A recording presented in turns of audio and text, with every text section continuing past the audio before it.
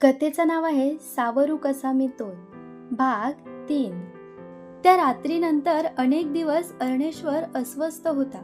वाड्याच्या भिंती, दालन, अंगण सगळीकडे तिचं सौंदर्य पसरल्यासारखं वाटत होतं। कामात मन लागत नव्हतं, संवादात तिचे डोळे दिसत होते आणि शांततेत तिच्या पावलांचा आवाज। मुनीमने दिलेला शब्द पाळला होता।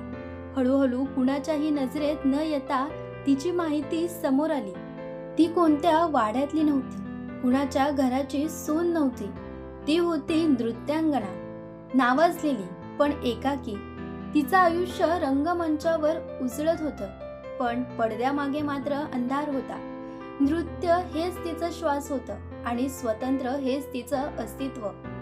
अर्णेश्वरने तिला भेटण्याचा निर्णय घेतला।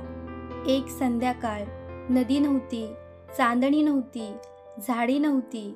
समोर होती ती, साध्या वस्त्रात, केस आवरलेले, चेहऱ्यावर तेज गूढ शांत तेज।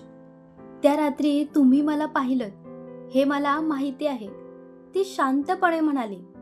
अर्णेश्वर थबकला। त्याला वाटत होतं आपण लपून पाहिलं, पण तिच्या शब्दांनी त्याचा तो भ्रम मोडला।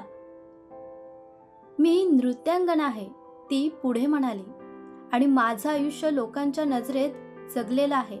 मला पाहणारे अनेक असतात, पण समजून घेणारे फार थोडे। अर्णेश्वरने थेट मुद्द्यावर येत मनातली भावना मांडली। मला तुमच्याशी लग्न करायचं आहे। ती क्षणभर शांत राहिली। तिच्या चेहऱ्यावर ना आश्चर्य होतं, ना आनंद, ना दुःख, फक्त ठामपणा।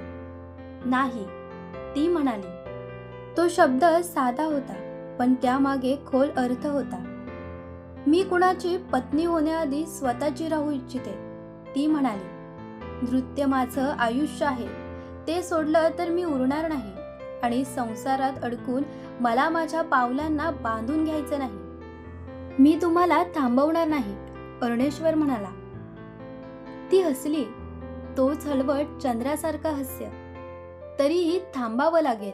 समाज थांबतो, नाती थांबतात, अपेक्षा थांबतात, आणि मला थांबायचं नाही। तिने त्याच्याकडे पाहिलं। तुमचं प्रेम मला मान्य आहे, पण तुमचं प्रेम स्वीकारलं तर मला माझं स्वातंत्र्य गमवावं लागेल, आणि ते मी कुणासाठीही गमावू शकत नाही। अर्णेश्वरने डोळे खाली घातले।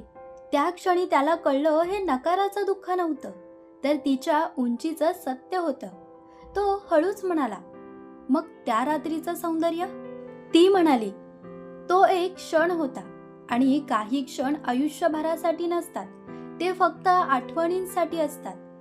ती वळली, निघून गेली। यावेळी नदी नव्हती, पण अर्णेश्वरच्या मनात मात्र लहरी उसळल्या। त्या रात्रीनंतर त्याने तिला कधीच शोधलं नाही, पण आजही चंद्रप्रकाश पाण्यावर उरतो तेव्हा त्याला कुठेतरी एक नृत्यांगना आठवते, जिने प्रेम नाकारलं, पण स्वतःला कधीच नाही। 3 भागांची ही कथा पूर्ण झाली आहे। चला, तुम्हाला ही कथा कशी वाटली हे नक्की कमेंट्स करून सांगा, आणि हो, माझ्या चॅनेलला नक्की सबस्क्राईब करा। धन्यवाद।